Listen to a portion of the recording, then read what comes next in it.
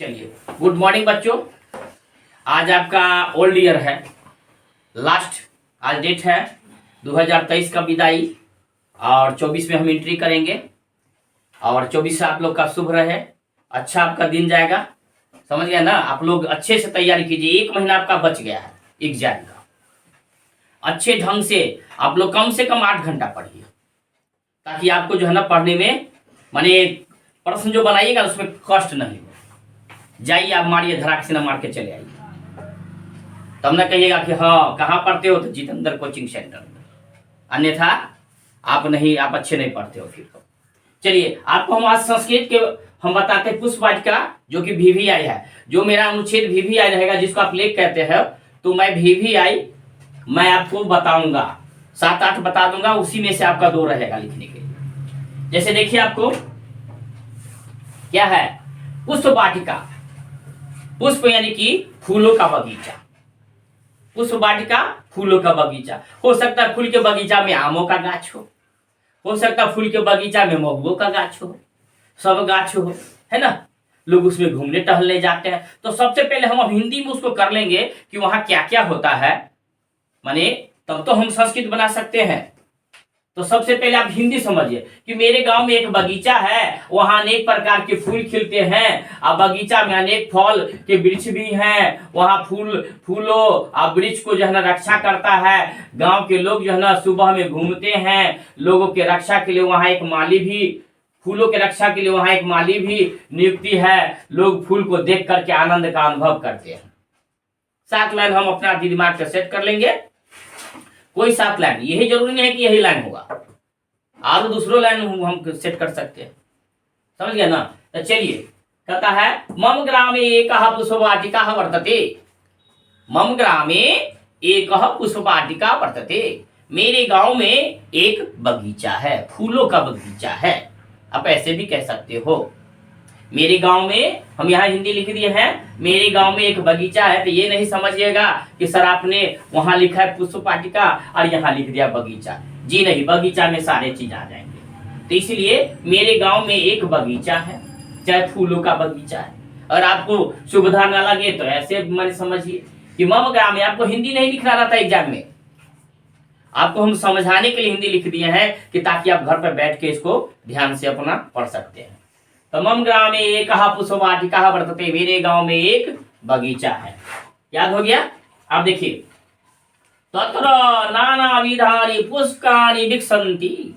देख तो कहता तत्र यानी वहां, नाना नाना देखते हो ना, नाना बनने का मतलब कि अनेक रहता है तभी नाना बनता है। तो नाना माने होता है अनेक, विधानी यानी कि विधि या प्रकार। यहाँ अनेक प्रकार के जन, वहां अनेक प्रकार के पुष्पाणि विकसन्ति, यानी वहां अनेक प्रकार के फूल खिलते हैं। विकसन्ति माने खिलते हैं, पुष्पाणि यानी फूल, नाना विधानी माने अनेक प्रकार के। कहता है देखिए, पुष्पवाटिका अनेक फल वृक्षा, है ना, वृक्षा अपि सन्ति। कहता है पुष्पवाटिका यानी बगीचा, यहाँ लिख दिया पुष्पवाटिका में अनेक फल के वृक्ष भी हैं।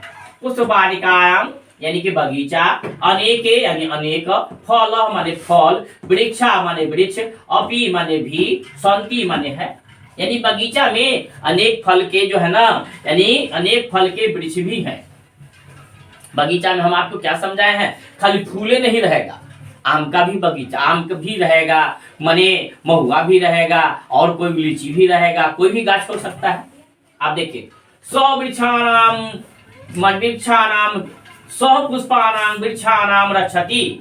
वह फूलों वृक्ष को रक्षा करता है। वह फूलों वृक्ष को, यानी वृक्ष जो है ना, माने वृक्ष जो है वह फूलों को रक्षा करता है। ग्रामस्य लोका प्रातः भ्रमणं कुर्वन्ति। गांव के लोग सुबह में माने घूमते हैं। यहाँ पर हम ये भी लिख सकते हैं, ग्रामः लोकाः, है ना, तत्र यानी प्रातः माने भ्रमणं कुर्वन्ति, चाहे ग्रामस्य लोका प्रतिदिन प्रातः भ्रमते घूमन्ति, यानी कि गांव के लोग प्रत्येक दिन वहां सुबह में घूमते हैं। ऐसे भी लिख सकते हो।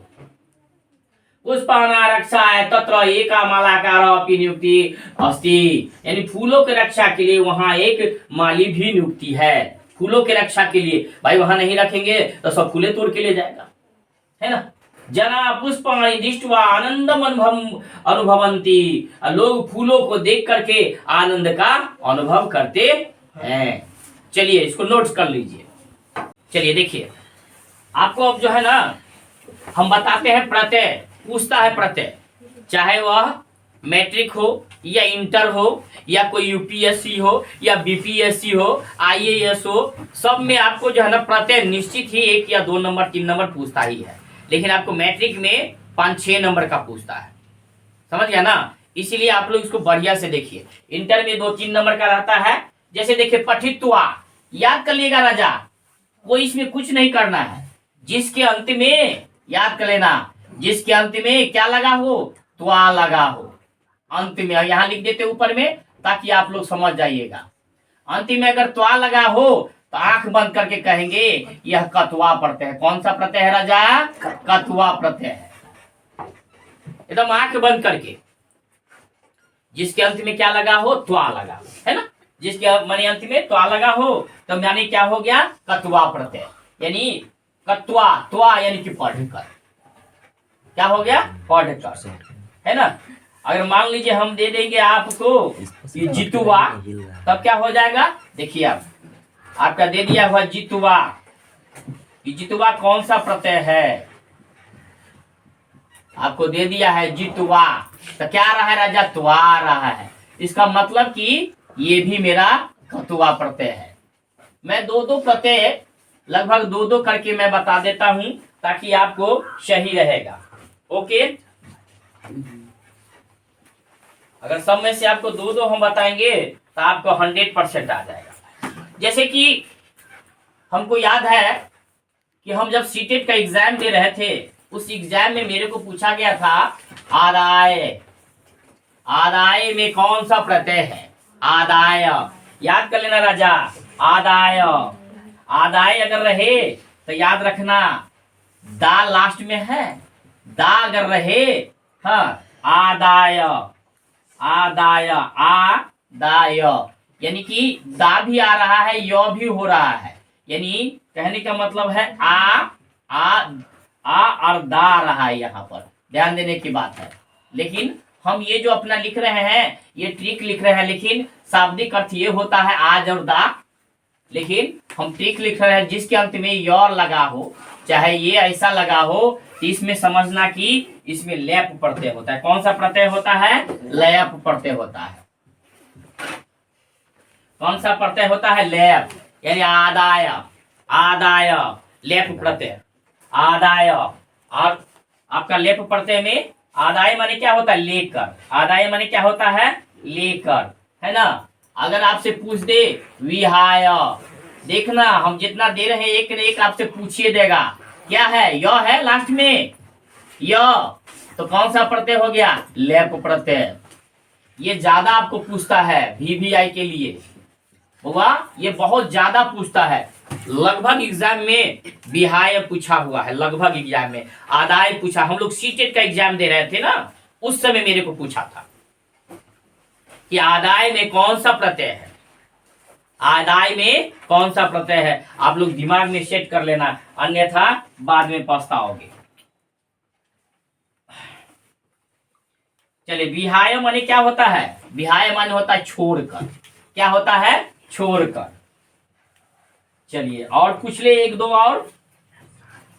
और पूछ लेते हैं ताकि आप लोग जो है इससे क्लियर हो जाइएगा।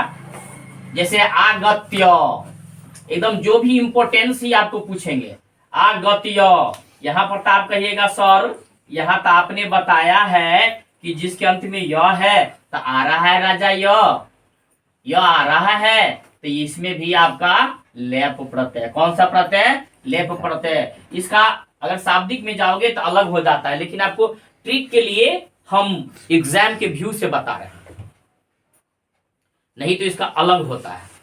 बात है समझ में, तो आप आंख बंद करके ऐसे जाइएगा, सारा इस पर ट्रिक काम करता है, समझ गया ना। अब तो आप बता सकते हैं, जैसे आपका इसमें फिर दे दिया है परिक्षय, परिक्षय यानी ध्यान दो, परिक्षय इसमें अब कौन सा प्रत्यय होगा आप लोग बताइए। परिच्छ, यह है राजा लास्ट में अंत में, तो 100% लैप ही होगा, 100% लैप ही होगा, है ना। शायद रेयर केस में एक दो अपवाद, सबका अपवाद होता है। मनुष्य में भी अपवाद है, नहीं देखते मनुष्य में भी हिजरा हो जाता है, छक है, उसमें भी अपवाद सब में है। टोटल में अपवाद है, कहीं भी खोजोगे तो अपवाद सब जगह मिलेगा। चलिए और चलते हैं हम। अगर जिसके लास्ट में तुम लगा हो, राजा देख लो, हम एक दो पूछते जाते हैं ताकि बच्चे को जो है ना कंफर्म हो जाए।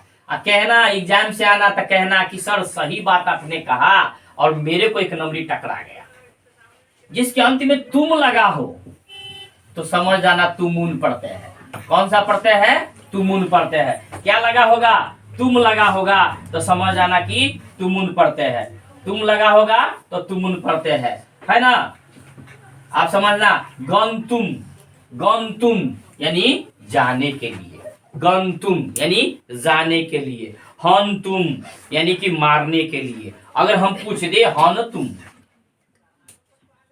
हम तुम नहीं, हन तुम, इसको कहेंगे हन जोड़ तुमुन, यानी लास्ट में आपका है तुम है राजा, ये प्रत्यय आपका हो गया तुमुन प्रत्यय हो गया।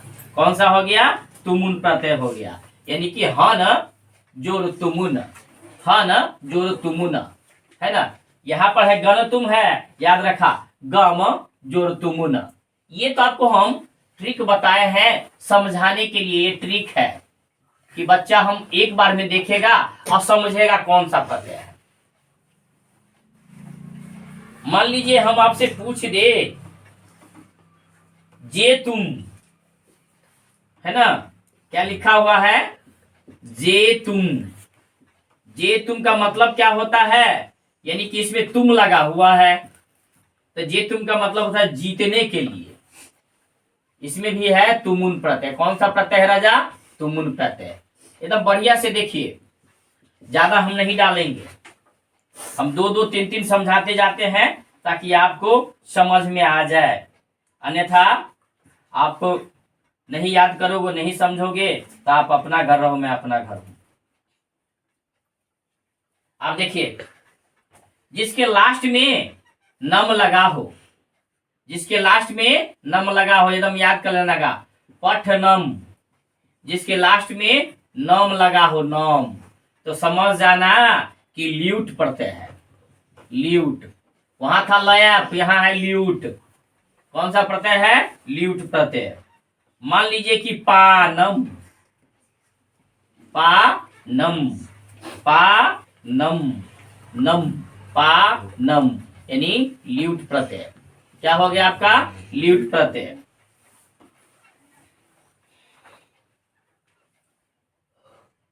चलिए आप इसको आप नोट कर लीजिए थोड़ी, उसके बाद हम फिर आगे बढ़ेंगे। अब आगे देखिए, आगे आपका है अन। अन का अर्थ होता है माने अन यानी अ, यानी कि देवता वाला अर्थ में आपको रहेगा। तब कैसे आप समझिएगा? देवता अर्थ वाला। अब ध्यान दीजिए, देखिए आपको बराबर पूछता रहता है। जैसे पूछा है आपको, एक बार नहीं कई बार पूछा है। इसको ध्यान दीजिएगा, वैष्णव, वैष्णव, वैष्णव, इसमें भी वही बात है। अंत में आपका क्या आ रहा है? वैष्णव, ओ आ रहा है ना, ओ यानी कि ओ आ रहा है। वैष्णव, नव, न, अन, अन यानी कि वह आए, ओ या वह आए, तो बुझ जाना, है ना। ये ट्रिक है। और ये प्रत्यय आपका हम लिख देते हैं, कौन सा प्रत्यय होगा? वैष्णव, वैष्णव है ना जी, वैष्णव यानी कि समझ जाइएगा कि अन प्रत्यय है। कौन सा है? अन प्रत्यय है। वैष्णव, है ना, वैष्णव, वैष्णव में अन प्रत्यय है। वैष्णव में अन्य प्रत्यय है। क्यों? क्योंकि विष्णु देवता वाला हो गया। इसका संधि विच्छेद क्या होगा? विष्णु जोर अन, विष्णु जोर अन, यानी कि वैष्णव। क्वेश्चन आपको दे देगा माने वैष्णव का संधि विच्छेद, तो आप लोग तो ये हो जाइएगा। इसीलिए विष्णु जोर अनह, यानी कि वैष्णव, यानी कि कहने का मतलब कौन सा प्रत्यय हो गया? अन प्रत्यय। विष्णु में अन जोड़ दीजिएगा, वैष्णव हो गया।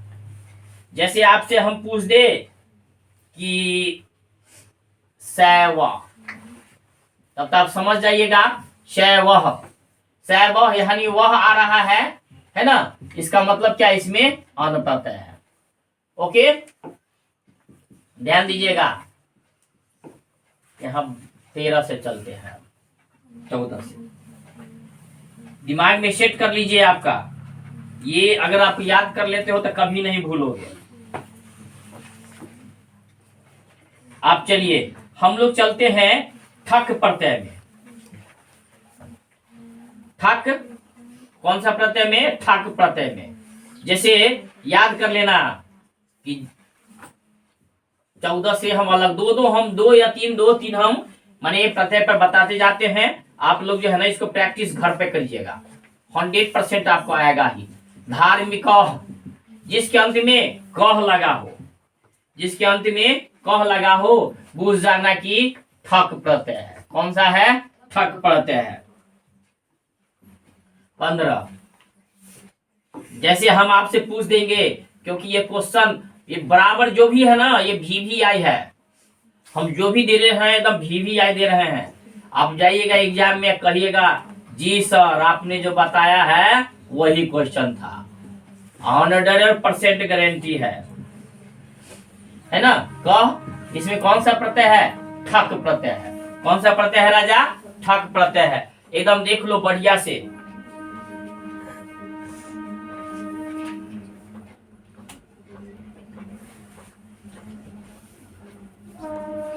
आप ये देखो, अब 16 से चलते हैं। जैसे जनता, ता आ गया लास्ट में, तो या ता आ गया तो समझ जाना कि तल प्रत्यय है। तो आ गया तो समझ जाना कि तल प्रत्यय है। ता आ गया तो तल प्रत्यय है। उसके बाद में आपका है बंधुता, ता आ गया तो कौन सा प्रत्यय हो गया? तल प्रत्यय हो गया। कौन सा प्रत्यय हो गया राजा? तल प्रत्यय हो गया, है ना। आप देखिए 18, क्योंकि आपको हम जो भी देते हैं बढ़िया बढ़िया देते हैं। आप देखिए जिसके अंत में यहाँ तक ता था, अगर तो आवे, जैसे है भगवत, भगवत तो आ रहा है तो बुझ जाना आपका मतुप प्रत्यय है। क्या है? मतुप प्रत्यय। कौन सा प्रत्यय राजा? मतुप प्रत्यय। जैसे कि श्री मत आ गया, तो आ गया, इसका मतलब कि मतुप प्रत्यय है। कौन सा प्रत्यय है?